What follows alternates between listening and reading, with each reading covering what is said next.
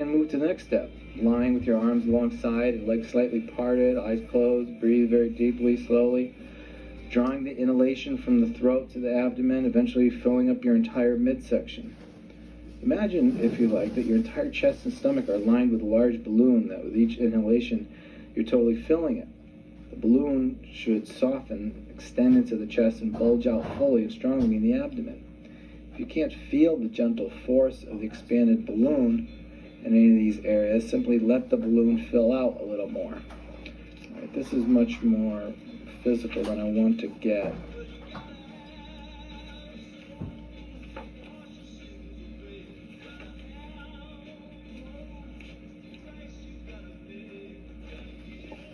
All right, how about passionate philosophy? To have any meaning at all, philosophy must sizzle with passion, boil your brain, fry your eyeballs, or you're just not doing it right. And that applies to the other end of the spectrum of feelings as well. Real philosophy is as gentle a fog and as quiet as tears. It holds the world as if it were a delicate infant, raw and open, vulnerable.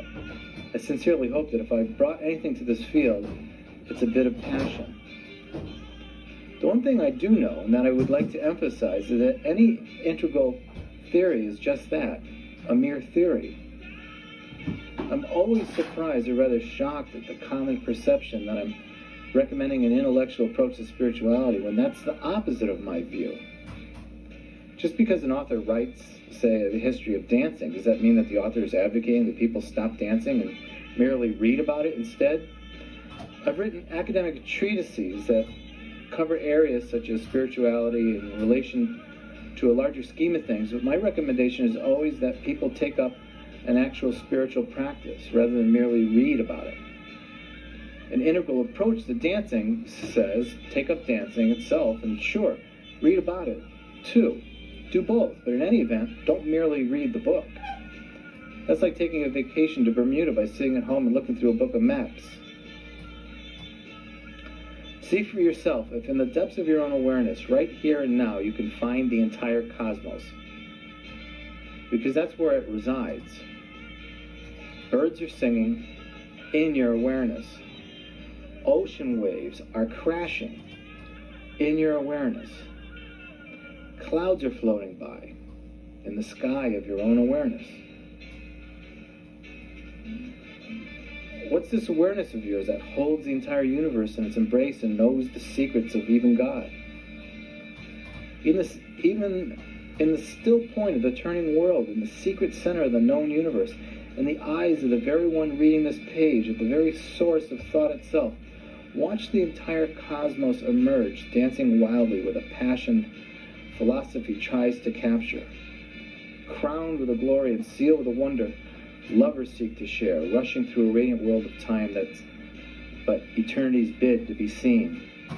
What is the self of yours?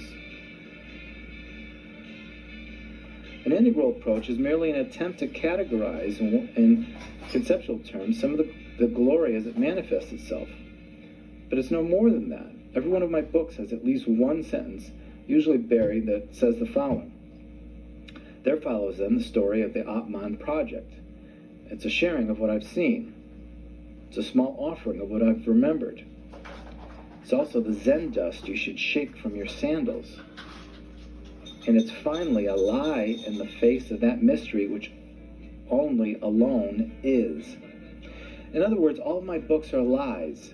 They're simply maps of a territory, shadows of a reality, gray symbols dragging their bellies across the dead page, suffocated signs full of muffled sound and faded glory, signifying absolutely nothing. And it's the nothing, the mystery, the emptiness alone that needs to be realized, not known but felt, not thought but breathed, not an object but an atmosphere, not a lesson but a life.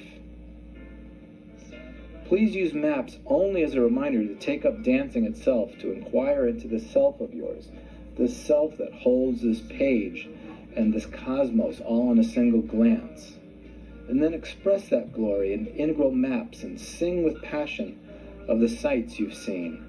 the sounds that the tender heart has whispered only to you in the late hours of the quiet night, and come and join us and tell us what you've heard in your own trip to Bermuda, in the vibrant silence that you alone own, in the radiant heart that we alone together can discover.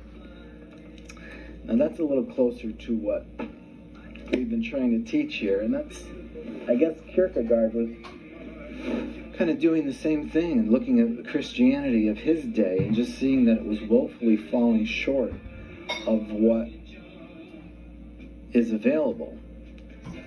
And, why is it? What is it about our systems that has led us to a point of mediocrity or accepting less than what we're truly capable of?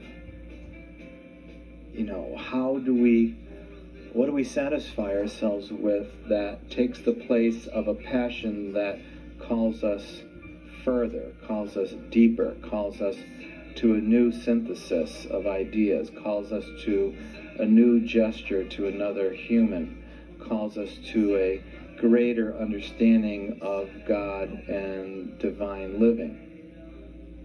What is it that we put in the place of that which can only be satisfied by a true experience, a true understanding, a multi-leveled embrace?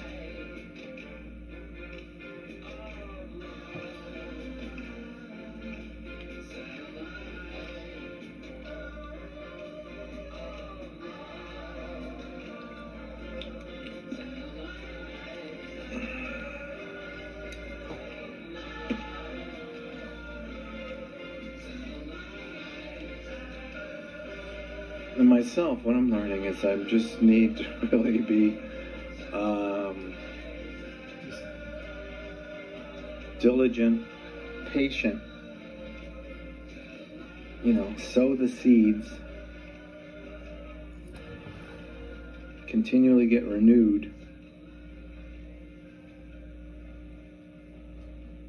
and keep looking for that further synthesis.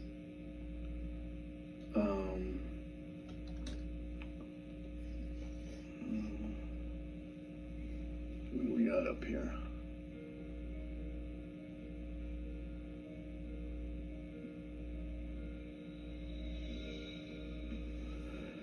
I don't know, lately I've been thinking of writing a book,